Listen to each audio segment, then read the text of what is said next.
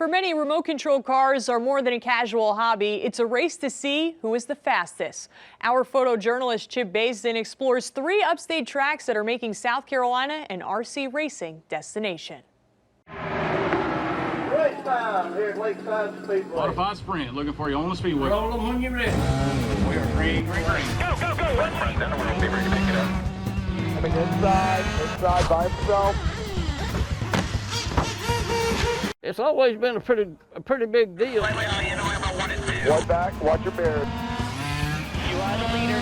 It's about as competitive as it gets. You better go, homie. If you're going to win tonight, you better have your stuff together. Heads up, down the back straightaway. It's a game of thousands. Corn Biscuit in second place.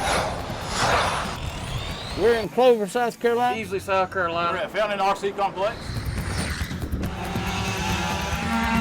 My name's Tickle. I'm a redneck spaghetti stretcher. That's all I can do to work a smartphone. Eat, sleep, breathe it every day. I'm not here. I'm usually working on the car. If I'm not working on the car, I'm talking to somebody about racing. Be at work on lunch break and be thinking about, I think if I'd have changed that left front spring, might have been a little quicker. Just like a big car. Every small change makes a big difference. A lot of people may think, RC racing is just a little remote control car that you buy at Walmart or something. It's far from that. Everything that NASCAR's got on it, you've got on here. Gives you the real feel. I mean, you feel like you're sitting in the car driving it when you're holding on to that radio control unit.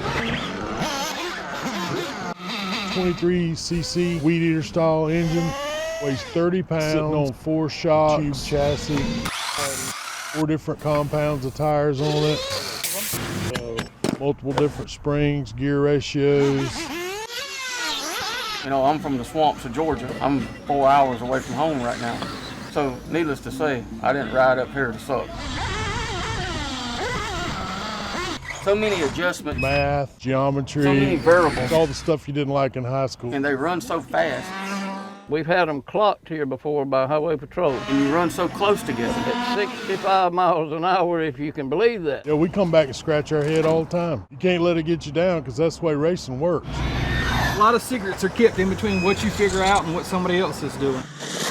You don't want to give away your secrets for speed. There's a lot of NASCAR drivers that have RC cars. They come here to find speed secrets for the big cars. Like the trailer next to us. Currently, I work at Kyle Busch Motorsports. He's a crew chief. I've been in the NASCAR big leagues, the top 3 for my 17th season. RC racing is kind of his break away from the reality stuff. It keeps my brain sharp, it keeps me thinking about racing, and it keeps me thinking about changes and what does what.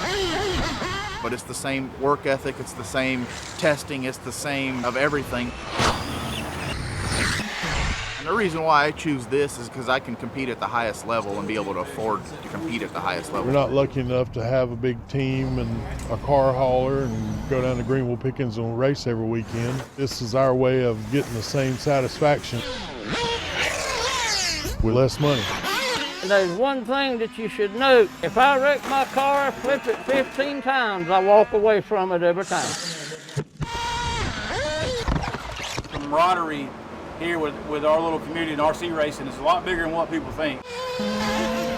We travel around all over the country doing this together. We had nationals here a year or so ago, and they was from 29 states. Michigan, Pennsylvania, Ohio, Illinois, North Carolina, Georgia, Florida, South Carolina. Indiana. As far away as New England.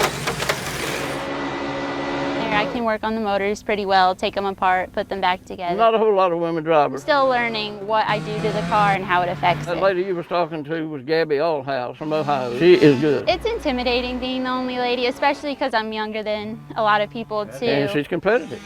When her car's right and handling right, she's as fast as anybody out there. I get a thrill out of just racing with everyone, and the feeling when I qualify in the fastest time is just really great to me. That one time that you hit the setup and it runs perfect and you go over and look at your lap times and they're quicker than you ever been before, that's what it's all about. At the end of the day, if you win, you can walk through there with your chest poked out and tell them, come get me next time. That's what it's all about. That's what racing really is. Who had the biggest set? And who had the best equipment? Who had the smartest people working on the car? And it's still the same thing. It's just the cars are this small instead of full size. White flag left, let's stand by. 1 to go. 5 back to the 7.